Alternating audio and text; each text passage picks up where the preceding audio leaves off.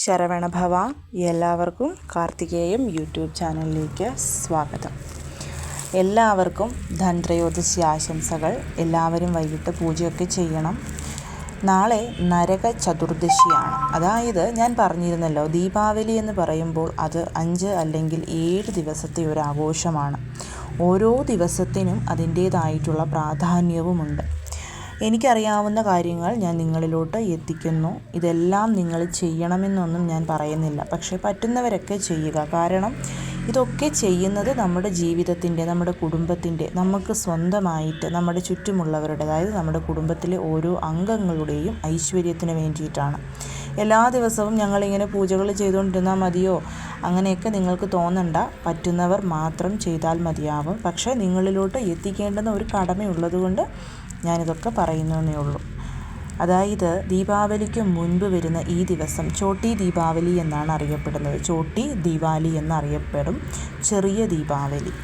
ഈ ഒരു ദിവസത്തിന് വളരെ വലിയ ഒരു പ്രത്യേകതയുണ്ട്. നിങ്ങളൊക്കെ ഗംഗാ സ്നാനം എന്ന് കേട്ടിട്ടുണ്ടായിരിക്കും. കേരളത്തിലൊന്നും ഇത് അത്ര വലിയ പോപ്പുലർ അല്ല, പക്ഷേ ഇവിടെ മഹാരാഷ്ട്ര, തമിഴ്നാട്ടിലൊക്കെ വളരെ പോപ്പുലറാണ്.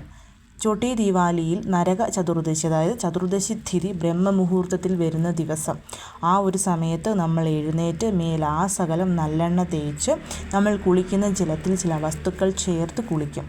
ആ കുളിക്കുന്നത് ഒരു വർഷത്തിൽ നമ്മുടെ ജീവിതത്തിൽ ഉണ്ടായിട്ടുള്ള, നമ്മുടെ ശരീരത്തുണ്ടായിട്ടുള്ള എല്ലാ നെഗറ്റിവിറ്റിയെയും മാറി പുതിയൊരു തുടക്കമാണ് സൂചിപ്പിക്കുന്നത്. അതുകൊണ്ട് തന്നെ ഗംഗാ സ്നാനം എന്ന് പറയുന്നത് വളരെ വളരെ ഇമ്പോർട്ടൻ്റ് ആണ്. ചെറിയ രീതിയിലുള്ള ചൂടുവെള്ളത്തിലാണ് ഈ ഗംഗാ സ്നാനം നമ്മൾ നമ്മുടെ വീട്ടിൽ നടത്തുന്നത്. അപ്പോൾ ഇന്നത്തെ വീഡിയോയിൽ ഞാൻ പറയുന്നത് ഈ കാര്യങ്ങളാണ്.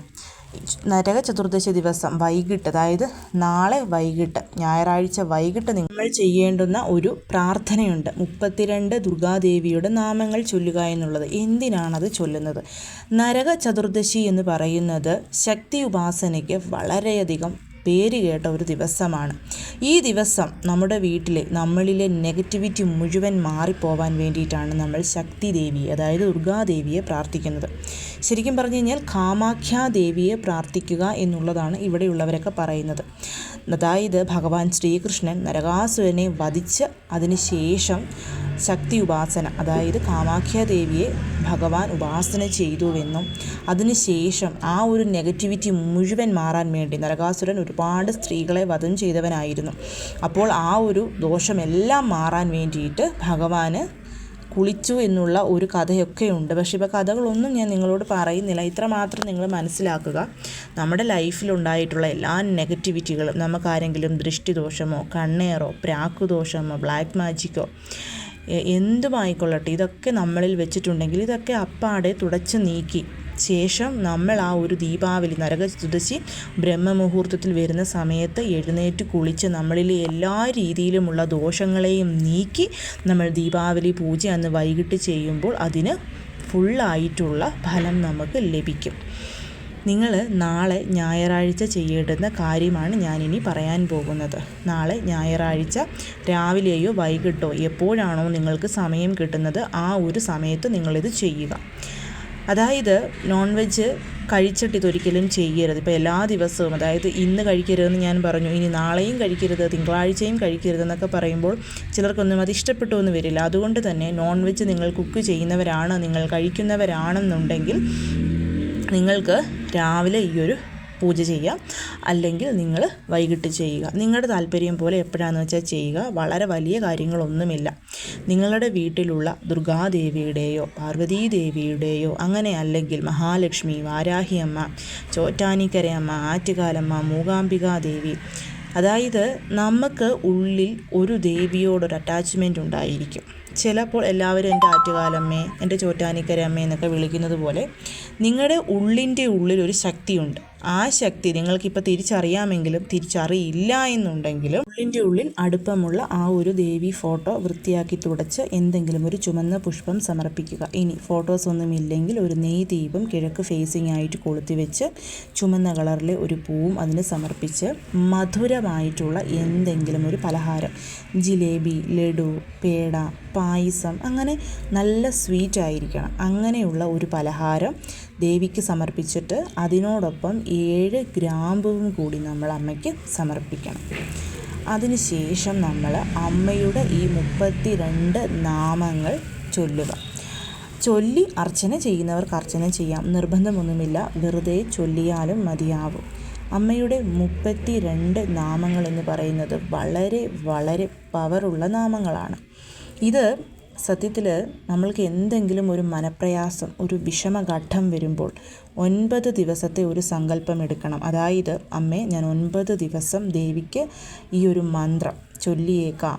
9 തവണ, ഒരു ദിവസം 9 തവണ വെച്ച് 9 ദിവസം ചൊല്ലിയേക്കാം. എൻ്റെ ഈ പ്രശ്നം ഒന്ന് തീർത്തു തരണമെന്ന് പറഞ്ഞ് ഞൊടിയിടയിൽ നമ്മൾ അനുഭവിച്ചുകൊണ്ടിരിക്കുന്ന ഒരു പ്രശ്നം നമ്മളിൽ നിന്ന് അകന്നു പോകും. നിങ്ങൾക്ക് വേണമെങ്കിൽ നാളെ മുതൽ കണ്ടിന്യൂസ് ആയിട്ട് 9 ദിവസം ചൊല്ലാം. അതായത് എല്ലാ ദിവസവും 9 പ്രാവശ്യം വെച്ച് 9 ദിവസം നമ്മളിത് ചൊല്ലണം. നിങ്ങൾക്ക് ആഴ്ചയിൽ 1 വെള്ളിയാഴ്ചയോ ചൊവ്വാഴ്ചയോ ഞായറാഴ്ചയോ ചൊല്ലാം. ഞായറാഴ്ച എന്ന് പറയുന്നതും ശക്തി സാധനയ്ക്ക് വളരെയധികം പേര് കേട്ടൊരു ദിവസമാണ്. അതുകൊണ്ട് ഞായറാഴ്ചയും ഇത് ചെയ്യാവുന്നതാണ്. പക്ഷേ ഇപ്പോൾ നാളെ, ഇനിയിപ്പോൾ നിങ്ങൾക്ക് ഒന്നുമില്ല എങ്കിൽ പോലും നാളെ മാത്രമായിട്ട് ഇത് ചൊല്ലാവുന്നതാണ്. അതും 32 പ്രാവശ്യം. അമ്മയുടെ ഈ 32 നാമങ്ങൾ ഒരേ ഒരു പ്രാവശ്യം ചൊല്ലുക. ഇനി അങ്ങനെയല്ല, നിങ്ങളുടെ വീട്ടിൽ ഒരുപാട് നെഗറ്റിവിറ്റി, കൂടോത്രം നിങ്ങൾക്ക് ഫീൽ ചെയ്യുന്നുണ്ട് എന്നുണ്ടെങ്കിൽ നിങ്ങൾക്ക് അടുപ്പിച്ചിത് 9 ദിവസങ്ങളിൽ ചൊല്ലാവുന്നതാണ്. അപ്പോൾ ദേവിയുടെ ആ 32 നാമങ്ങൾ, പേരുകൾ എന്താണെന്നുള്ളത് ഞാൻ നിങ്ങൾക്ക് പറഞ്ഞു തരാം. ഇവിടെ എഴുതിയും കാണിച്ചിട്ടുണ്ട്. ദുർഗ, ദുർഗാർത്തി ശമനി, ദുർഗാപതി നിവാരിണി, ദുർഗമച്ഛേദിനി, ദുർഗസാധിനി, ദുർഗനാശിനി, ദുർഗോദ്ധധാരിണി, ദുർഗനിഹന്ത്രി, ദുർഗാമപഹ, ദുർഗമജ്ഞാനദ, ദുർഗദൈത്യലോകദവാനല, ദുർഗമ, ദുർഗമാലോക, ദുർഗാത്മസ്വരൂപിണി, ദുർഗമാർഗപ്രദ, ദുർഗമവിദ്യ, ദുർഗമാശ്രിത, ദുർഗമജ്ഞാനസംസ്ഥാന, ദുർഗമധ്യാനഭാസിനി, ദുർഗമോഹ, ദുർഗമക, ദുർഗമാർത്തസ്വരൂപിണി, ദുർഗമാസുരസംഹന്ത്രി, ദുർഗമായുധധാരിണി, ദുർഗമാംഗി, ദുർഗമദ, ദുർഗമ്യ, ദുർഗമേശ്വരി, ദുർഗഭീമ, ദുർഗഭാമ, ദുർഗഭ, ദുർഗധാരിണി. ഇതാണ് അമ്മയുടെ 32 നാമങ്ങൾ എന്ന് പറയുന്നത്. ഇത് ചൊല്ലാൻ നമുക്കൊരു 2 മിനിറ്റിൽ കൂടുതലൊന്നും എടുക്കില്ല. ആദ്യം ചൊല്ലുന്നതിന് മുമ്പ് 1-2 പ്രാവശ്യം നിങ്ങളൊന്ന് ചൊല്ലി നോക്കിയാൽ മതിയാവും. അതിനുശേഷം ചൊല്ലുക. ഞാൻ പറഞ്ഞല്ലോ, തുടർച്ചയായിട്ട് ചൊല്ലണമെന്ന് ആഗ്രഹമുള്ളവർക്ക് ഒരു ദിവസം 9 പ്രാവശ്യം വെച്ച് 9 ദിവസം അടുപ്പിച്ച് ചൊല്ലിയാൽ മതിയാകും. ഇത് ചൊല്ലി അമ്മയ്ക്ക് നമ്മൾ ഈ ഒരു നിവേദ്യമൊക്കെ സമർപ്പിച്ച് ധൂപദീപ കർപ്പൂര ആരതിയൊക്കെ എടുത്തതിന് ശേഷം ആ ഗ്രാമ്പൂ വെച്ചിരിക്കുന്നത് നമ്മൾ കഴിക്കുക എന്നുള്ളതാണ്. അപ്പോൾ ചുമ്മാ ചവച്ചരച്ച് കഴിക്കാൻ ഇഷ്ടമുള്ളവർക്ക്, അങ്ങനെ കഴിക്കാൻ താല്പര്യമുള്ളവർക്ക് വീട്ടിലുള്ള എല്ലാവർക്കും കൊടുക്കാം. ഇല്ലെങ്കിൽ നിങ്ങൾ ചായ ഉണ്ടാക്കുമ്പം ചായക്കകത്തിട്ടിട്ട് അത് നന്നായിട്ട് പൊടിച്ചെടുത്തിട്ട് അത് ചായക്കകത്തിട്ട് കുടിക്കണം. ചിലർക്ക് ഈ ഒരു മസാല ചായ കുടിക്കുന്നതിനോട് താല്പര്യമില്ല എങ്കിൽ പോലും ഏതെങ്കിലും രീതിയിൽ നിങ്ങളത് കഴിച്ചിരിക്കണം. അതിൽ ഒരു 4 അല്ലെങ്കിൽ 5 എണ്ണം എടുത്തിട്ട് നിങ്ങളുടെ വീട്ടിലെ പ്രധാനപ്പെട്ട സ്ഥലങ്ങളിൽ നിക്ഷേപിക്കുക എന്നുള്ളതാണ്. ഹോളിൽ, ഹസ്ബൻഡ് ആൻഡ് വൈഫ് കിടക്കുന്ന റൂമിൽ, ഇല്ലെങ്കിൽ നിങ്ങളെക്കാൾ മുതിർന്നത് നിങ്ങളുടെ അച്ഛനും അമ്മയും ആണെങ്കിൽ അവർ കിടക്കുന്ന റൂമിൽ, നിങ്ങൾ കിടക്കുന്ന റൂമിലും ഇടാവുന്നതാണ്. പിന്നെ കിച്ചണിൽ, അതേപോലെ നമ്മുടെ ഫ്രണ്ട് ഡോറിൻ്റെ ഫ്രണ്ടിലായിട്ട്, വാതിലിൻ്റെ ഫ്രണ്ടിലായിട്ട് വരണം. ബാക്കിയുള്ളത് നിങ്ങൾ സ്വയം കഴിക്കുകയോ അല്ലെങ്കിൽ ചായയിൽ പൊടിച്ച് ചേർത്ത് കഴിക്കുകയോ ചെയ്യുക. ആ ഒരു റൂമിലിട്ടത് അന്നത്തെ ദിവസം മാത്രം, അതായത് സൺഡേ മാത്രം മതിയാവും. മൺഡേ മോർണിംഗ് നമ്മൾ തൂത്തുവാരുമ്പോൾ അത് തൂത്ത് കളഞ്ഞേക്കുക. അതൊരു പ്രൊട്ടക്ഷനായിട്ട് നമുക്ക് നിലനിൽക്കും. ആ ഒരു ദിവസം മാത്രമല്ല, അടുത്ത ഒരു വർഷത്തേക്ക്. അടുത്തതായിട്ടുള്ളത് ഗംഗാ സ്നാനമാണ്. നമ്മളിതെല്ലാം ചെയ്തു തീർത്തു. പിറ്റേ ദിവസം, അതായത് ഞായറാഴ്ച വൈകിട്ട് അല്ലെങ്കിൽ രാവിലെയാണ് നമ്മളിത് ചെയ്യുന്നത്. തിങ്കളാഴ്ച അതിരാവിലെയാണ് നമ്മൾ ഗംഗാ സ്നാനം ചെയ്യേണ്ടത്. ഗംഗാ സ്നാനത്തിൻ്റെ സമയം എന്ന് പറയുന്നത് 5 മണിക്കും 6:30ക്കും ഇടയ്ക്കുള്ള സമയമാണ്. ഗംഗാ സ്നാനത്തിൻ്റെ സമയം എന്ന് പറയുന്നത് നല്ലെണ്ണ ലൈറ്റായിട്ട് ഒന്ന് ചൂടാക്കിയിട്ട് നമ്മുടെ മേല് മുഴുവൻ തേക്കണം. അത് നമ്മുടെ വീട്ടിൽ എത്ര ആൾക്കാരുണ്ടോ അത്രയും പേരോടും ആ ഒരു രാവിലെ ഒരു 6:30ക്ക് മുമ്പായിട്ട് കുളിക്കാൻ പറയണം. ഈ എണ്ണ തേച്ചിട്ടാണ് കുളിക്കേണ്ടത്. ചിലപ്പം നമ്മുടെ ഹസ്ബൻഡ്സിനോ അല്ലെങ്കിൽ മക്കൾക്കോ ഒന്നും താല്പര്യം ഇല്ല എന്നുണ്ടെങ്കിൽ നമ്മൾ നിർബന്ധിക്കാനൊന്നും പോവണ്ട. നമ്മൾ മാത്രമായിട്ടെങ്കിലും ഇത് ചെയ്യാനായിട്ട് ശ്രമിക്കണം. അതിനുശേഷം നമ്മൾ ചെയ്യേണ്ടത് ലൈറ്റായിട്ട് വെള്ളം ചൂടാക്കി എടുക്കുക എന്നുള്ളതാണ്. വെള്ളം ചൂടാക്കി എടുത്തിട്ട് അതിലോട്ട് നമ്മൾ ഒരു ഏറ്റവും ലാസ്റ്റ്, ഇപ്പം നമ്മൾ കംപ്ലീറ്റ് ആയിട്ട് കുളിച്ച് തീർന്നു, അവസാനത്തെ 1 കപ്പ് വെള്ളം എടുക്കുക, ലൈറ്റ് ചൂടുവെള്ളം. അതിലോട്ട് 3 ഇതളോട് കൂടിയ ഒരു കൂവളത്തില, ഒരു ചെറിയ തുളസിയില, ഒപ്പം തന്നെ കസ്തൂരി മഞ്ഞൾ ഉണ്ടെങ്കിൽ അതാണ് ഏറ്റവും നല്ലത്. ഇല്ലെങ്കിൽ സാധാ മഞ്ഞൾ ഒരു പിഞ്ചിട്ടിട്ട് നന്നായിട്ട് ഇളക്കിയിട്ട് ആ ജലം നമ്മുടെ തലവഴി മുഴുവനായിട്ട് ഒഴിച്ച് കുളിക്കുക. വീട്ടിലുള്ള എല്ലാവരോടും ഈ ഒരു കാര്യം നമ്മൾ ചെയ്യാനായിട്ട് പറയണം. ഇത് നമ്മൾ ഈ ഒരു ദിവസം ബ്രഹ്മമുഹൂർത്തത്തിൽ കുളിക്കുമ്പോൾ ഇതാണ് പെർഫെക്റ്റ് ആയിട്ടുള്ള ഗംഗാ സ്നാനം എന്ന് പറയുന്നത്.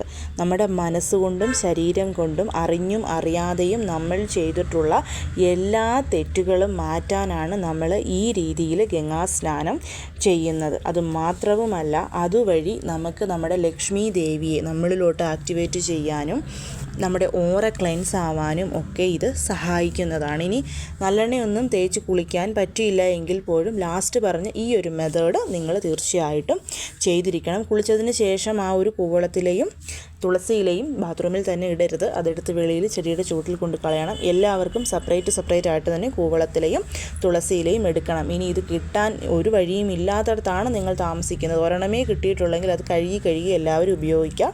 ഈ രീതിയിൽ ഗംഗാസ്നാനം ചെയ്യണം തിങ്കളാഴ്ച ഞാൻ ഈ പറഞ്ഞ സമയത്ത്. ഇതിന് ശേഷം നമ്മൾ ചെയ്യുന്ന ലക്ഷ്മി പൂജയ്ക്ക് 100% ഫലമായിരിക്കും. സർവ്വ ഐശ്വര്യങ്ങളും നമ്മളെ തേടി എത്തുകയും ചെയ്യും. അപ്പോൾ എല്ലാവരും ഇതൊക്കെ ചെയ്യണം. എല്ലാവരെയും മുരുകൻ അനുഗ്രഹിക്കട്ടെ. ഓം ശരവണ ഭവ.